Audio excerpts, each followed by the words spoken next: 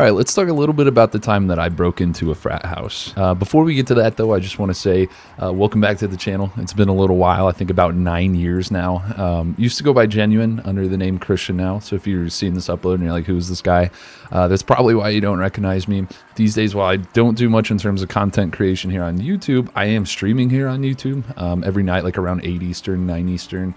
So feel free to drop by there or on Twitch, do story time, stuff like that. But yeah, let's get into the story. So this happened my freshman year of college. It was like one of the first 2 weeks of my first semester. It might have even been like that, like welcome week where they're like, hey, welcome, come on in.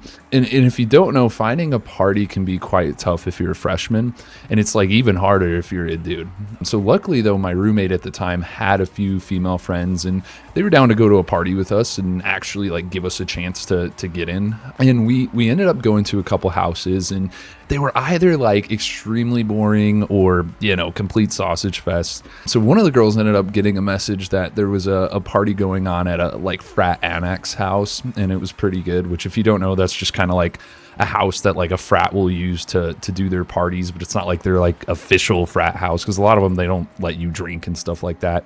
So when we arrived there, they almost didn't let us in, even though we had 2 guys and 5 girls. But when the girls said they'd leave if we didn't get in, we actually were able to get in. I don't think they wanted them to turn away. So in entering that house, it was honestly like a movie. Like when you think of a college party, this is probably what you're thinking of. And shortly after going in, like I even noticed there was a line outside of the bathroom.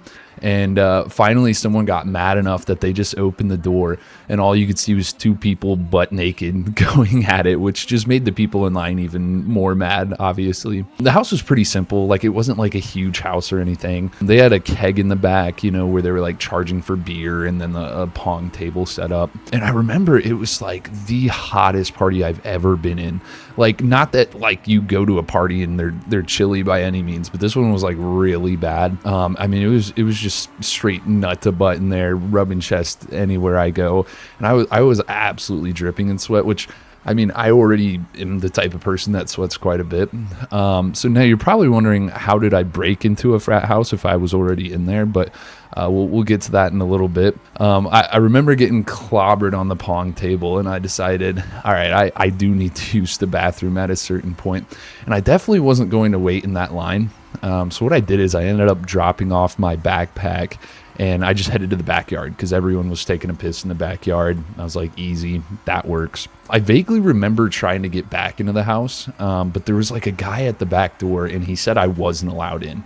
Obviously, he was like kind of bouncing for the party. I wasn't even like really in the mood for partying at this point, because like we had been there, I want to say, for like a couple hours at this point. And honestly, like more than anything, I was just like pissed at how this guy was acting. Like I was just pleading with him to let me back in. Like, dude, my backpack's in there, my friends are in there. And obviously he did not care. So I thought about just kind of like running past him, but there was like a ton of dudes back there that probably wouldn't have gone well. Like, I'm assuming they would have chased me in there. But now keep in mind, at this point of the story, I was completely hammered. So this part is like not entirely from my recollection, but rather from what my roommate told me the next day. So after getting denied that entry, I went around to the side of the house, and I was like just kind of looking for maybe like a window that was open, some way that I could get in. And eventually, like, I did find one. So there was this truck that was parked right next to it. So I like hopped onto the truck bed, you know, figuring I would obviously just kind of like dive into that window. But it turns out in retrospect that window wasn't actually open, but being as hammered as I was, I could not tell.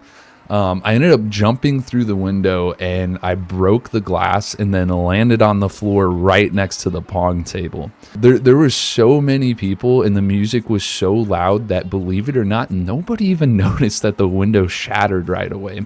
And again, this is not from my recollection, but what I did next was I army crawled under the pong table because there was just people everywhere.